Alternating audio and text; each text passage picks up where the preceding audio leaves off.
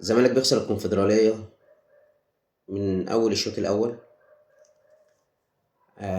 جبت جون واستغلتش الوضع، عملت شوط زي الزفت، عملت الشوط التاني أسوأ من الأولاني. اللعيبة كلها مش واقفة على رجليها.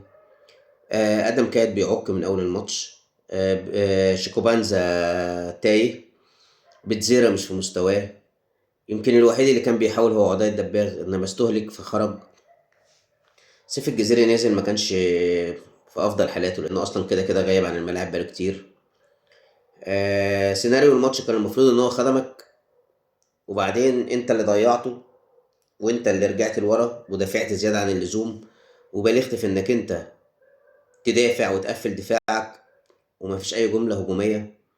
يعني في الدقيقة 70 أو في الدقيقة 80 كان 9 شوطات للاتحاد العاصمة مقابل شوطة واحدة للزمالك. معنى كده إنك أنت مش موجود في الماتش. الزمالك خسر، مبروك اتحاد العاصمة، يستحقوا يكسبوا. الزمالك كان أحسن هناك شوية، إنما هنا اتحاد العاصمة كان مكتسح، الزمالك ما جاش. الزمالك تقريبا اللعيبة كلها ما راحتش الاستاد، وبالتالي احنا كنا نستاهل إن احنا نخسر. آه، الزمالك في الآخر وصل لمكان في العادي كان أكتر واحد متفائل. الزمالك ما كانش يقدر يقول إن احنا هنوصل للحتة دي، وبالتالي مش من المفروض إن احنا نذبح الفرقة في إرهاق. بس أنت في ماتش نهائي، عندك الماتش الجاي سيراميكا نهائي الدوري.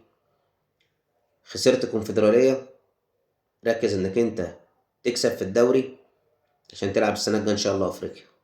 عموما هارد لك للزمالك. ما كناش نستاهل إن احنا نكسب، كنا وحشين، فالحمد لله.